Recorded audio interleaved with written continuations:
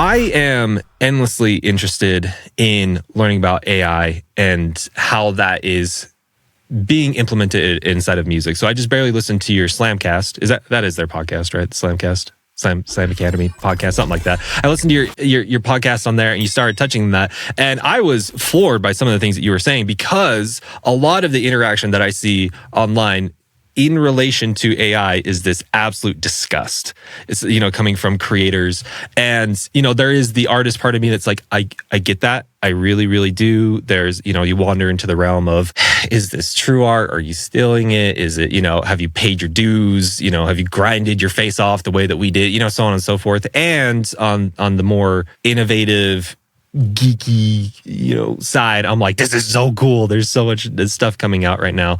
But I would love to know your take on that. As of today, how is your stance with AI in relation to art, music production, stuff like that? Well, full disclosure, I'm actually working on my own AI music startup product called Conductor. It's the world's first AI co-pilot for music production. I'm working on that right now. I've shown a demo of it on my Discord. Anybody who wants to check it out and sign up for the beta can do so in my Discord. But yeah, I'm going to be rolling that out, within the next month or two. Yeah, basically it's an assistant for helping you make music in Ableton. You can talk to it in natural language. You can be like, hey, I want a sick trap beat at 140 in the style of Travis Scott, whatever. And it'll generate it for you using MIDI as opposed to audio.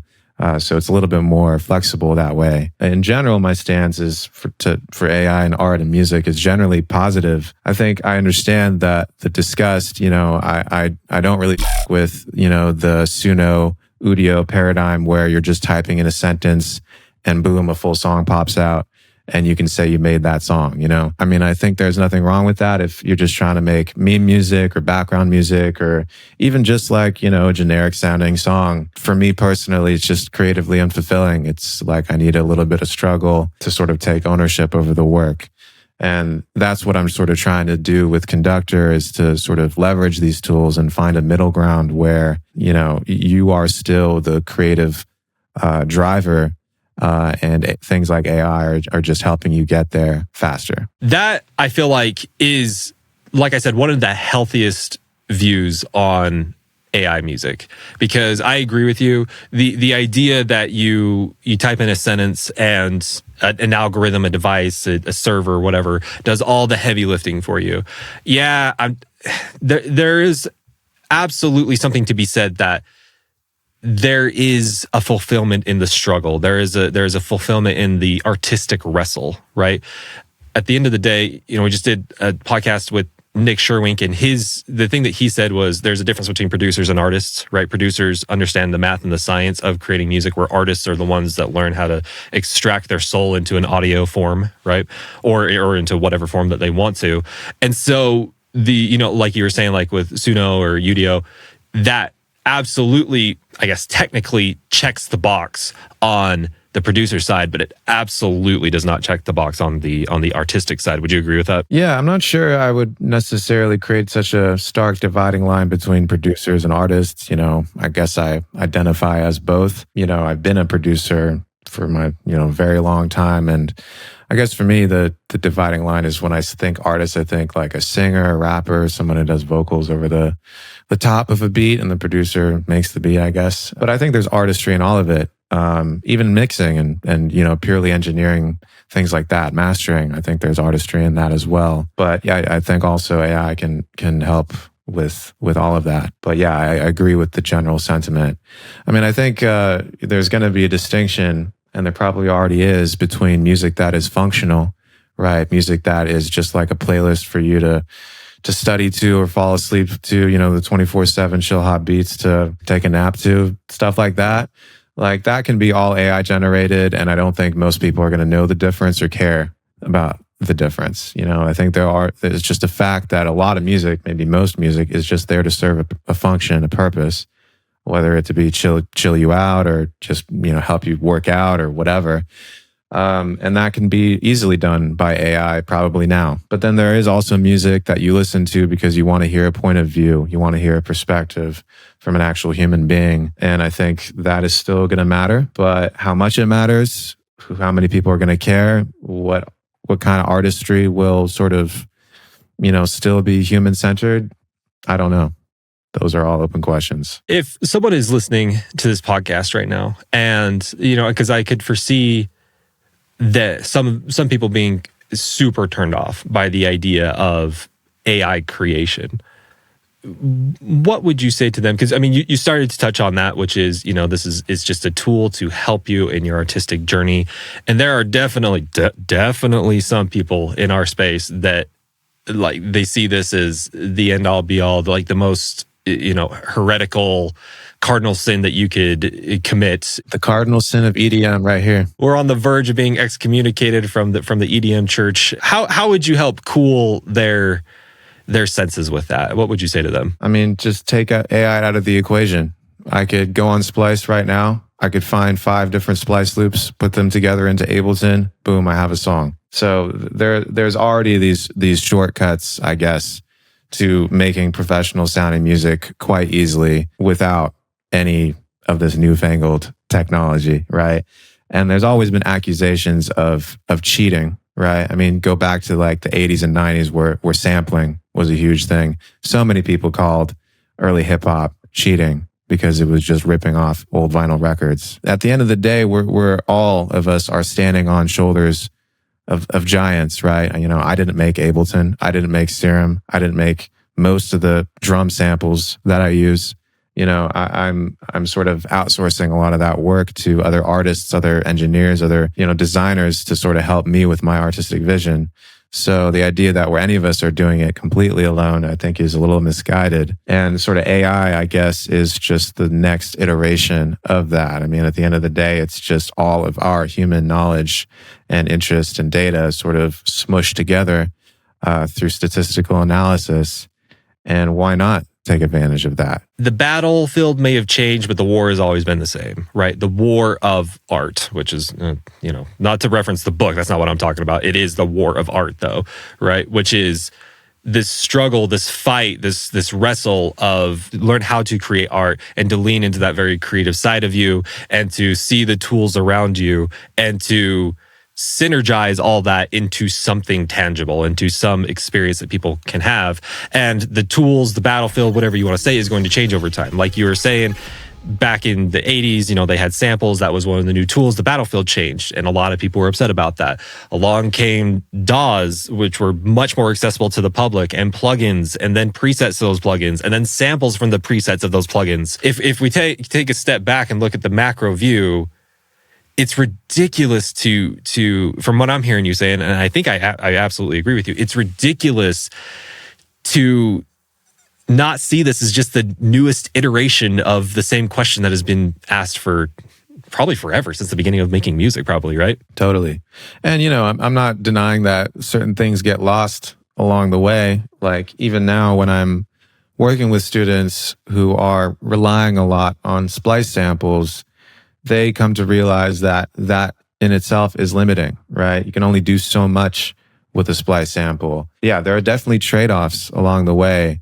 And I guess the most extreme trade-off would be, yes, just getting a full song out of a prompt. I do think there is a time and a place for these tools. And at the end of the day, we're just all trying to express ourselves through moving air in funny ways, and anything that can help us do that, I'm for. I don't want people to have grinded as long as you and I have to make dope, professional sounding music. I want to lower the barrier for that. That's what I've been trying to do with my channel all these years and with my private lessons. And I think AI is the next step for that mission. I think that is fantastic. I do wonder, because it's so strange. I don't know if you've seen this inside of our community. I've seen when it comes to AI music production, it seems like there is like an A-tier hatred towards that. But when we're talking about image-based AI creation, that's like S+ tier. Like that is the thing that if you want to set our community off in the Reddit comments and blow it out of proportion, that's what I see. Have you noticed that as well? For cover art? I would say for cover art, what other way would they use? images inside of cover art for websites and stuff like that. But yeah, stuff like that. Yeah, I mean, I've used AI cover art for my songs. I've used AI video generation for music videos before. Again, I think there's a time and place for it. I think if it looks dope, I don't care whether it was a human or AI. As long as it's got sort of an artistic vision behind it, I'm for it. But yeah, I totally agree that there is like, when you can tell something is just clearly AI slop, just aesthetically, it's not very pleasing. I mean, there's already, like, even looking back to when I did do a music video using AI, I think it was in like 2022 or 23, like it already kind of looks a little bit dated because the pace of change with this tech is just insane. Like, how tape has a sound, vinyl has a sound, CD has a sound, or VHS has a look, DVDs have a look. There's going to be these kind of almost nostalgic looks for this type of early AI generated slop that maybe people are going to look back on fondly. That's wild to think about because it is so hated right now.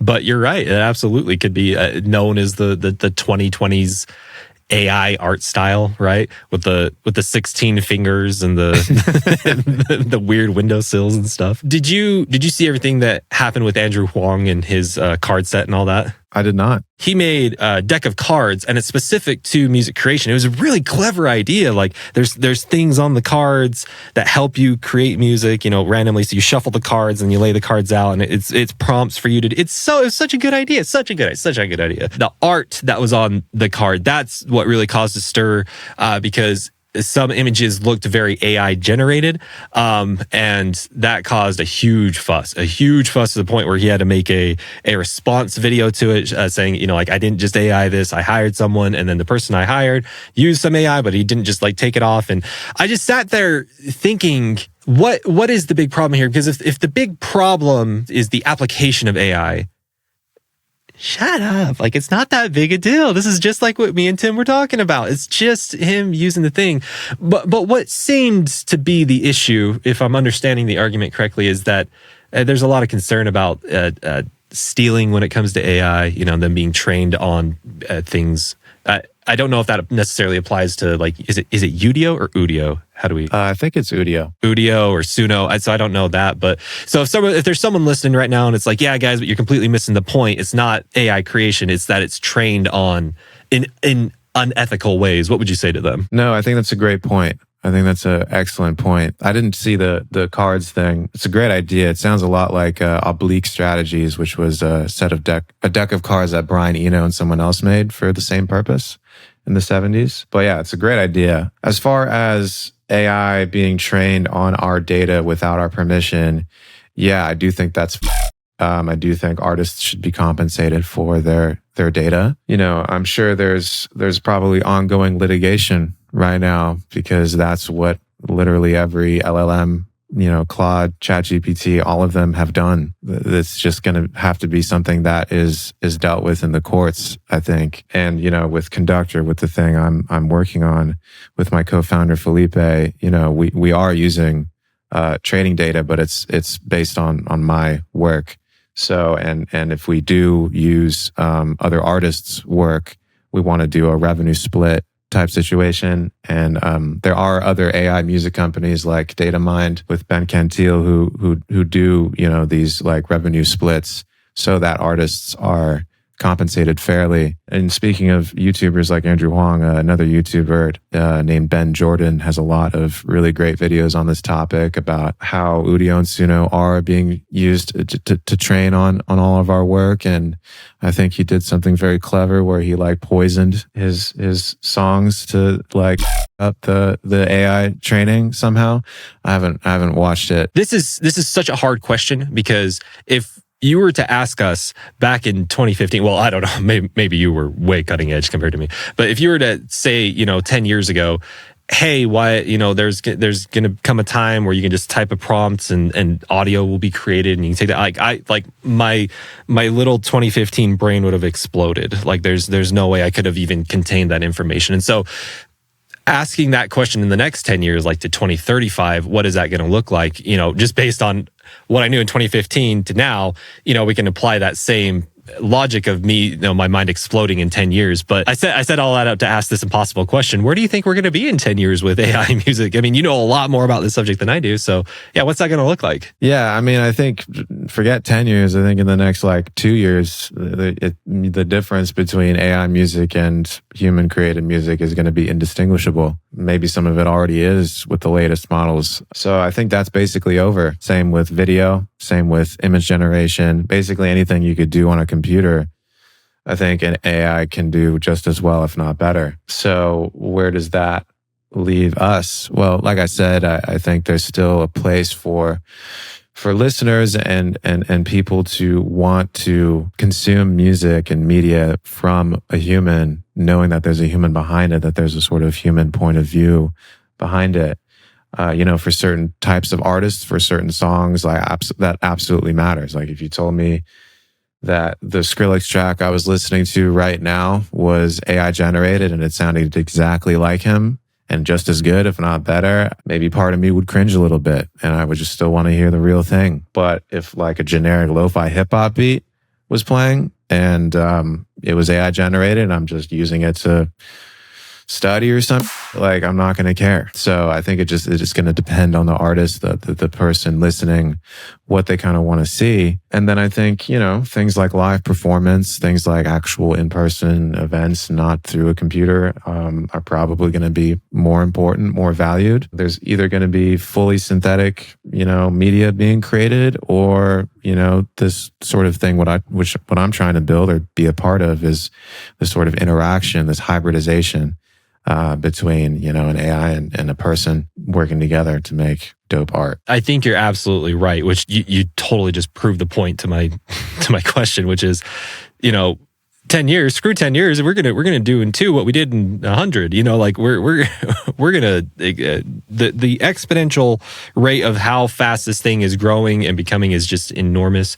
And I see there's still like 2 big questions in my mind, and you started to touch on them when it comes to AI and the application of it. There's the business side, right? Because this is the dichotomy and the yin and yang that every artist has dealt with, which is there's the artistic side, which is the creative. I want to create this world. I want to create the song. I want to create the experience. I want to convey my thoughts and my feelings, so on and so forth. And then there's the business side, which is, if you want to make a living on it or you want to market it to other people so other people find it and listen to it and become immersed in your world and so on and so forth. And so on the business side, I see AI being like one of your best friends, because the idea that you have basically a Jarvis, for those that are familiar with like the Marvel Cinematic Universe or just Marvel in general, this AI companion that can help you create, that can help flesh out ideas, that you can throw ideas back and throw back super fast, that has knowledge of how to market your music or knowledge of how to promote it or whatever, right? That on the business side, AI is like the holy freaking grail. It is like one of the best things that we could have ever had. It's second, like the closest thing that we ever had to AI was the internet. Like when the internet came on, that as far as a business perspective for music, I was like, holy crap, this is amazing, right? And so, but on the artistic side, yeah, I still see there being a lot of question marks, and a lot of unknown of where do we draw the line in the sand between creation and, I guess, generation? Where do we draw the line in the sand between human and robotic? Do we need to draw that line in the sand? I think that it's an open-ended in both cases, both the artistic and business side, because I think a lot of what people find threatening about this is that, the margins for being an artist are already so thin. Like, almost no one is making a living off of it, especially if the expectation is you make a living off of royalties, off of Spotify or Apple Music or whatever.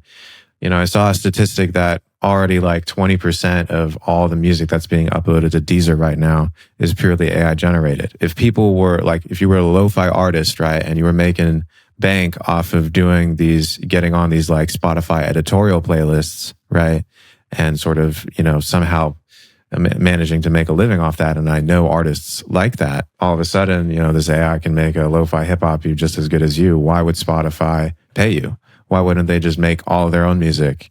Which I think they were already doing. I think there was some sort of controversy where they were, either hiring ghost producers, to basically populate these playlists and not have to pay royalties, or just outright just replacing them with AI. And Spotify can do what Spotify does without having actual human artists behind a lot of its playlists. So I think from a business perspective, yeah, that is still an open question as well. I did not think about that. That is a super legitimate point. You're right, because when it comes to, Spotify, the number one pain in the butt for Spotify is the artist that it works with, right? Because they have to pay them out, they have to deal with all the legal stuff, they have to all that kind of stuff. And so if they could just cut that out and use something like a Suno or an Udio, whatever, to make the music. Wow, dude. Yeah, that is terrible. So you're right. What does that look like in the future? I don't want to sound like a crypto bro, but I feel like maybe blockchain or something like that could help as a way of sort of, helping artists take ownership of their work back. You know what I'm saying? Because right now we're all at AI aside, we're all at the mercy of Spotify, Apple Music, YouTube, I guess, like these huge distribution platforms where they get to decide, what kind of royalty split we get. And we basically have no say in that. I don't want to go back to like the cringe era of NFTs, like where everybody's paying $1 million for a JPEG, you know what I'm saying? But like, I do think there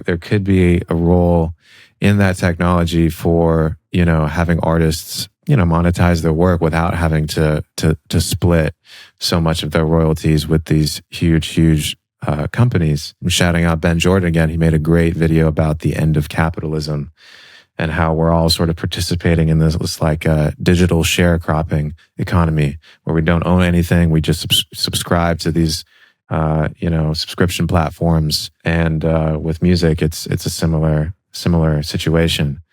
So I hope there's a way around that. I hope we can do something a little bit more decentralized.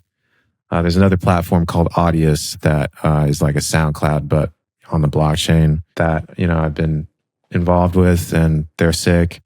So maybe hopefully more platforms like that will crop up. But yeah, it's tough. It's a big unknown for sure. DAW Nation, listen very closely. This is not the end to this content. This was a teeny tiny little snippet from our full episode. You can check out the full episode in the link in the description. And when you go to the free episode, you can get a free pack over there. So go check it out right now. Why are you still here? Get out of here. Go check it out. We'll see you over there.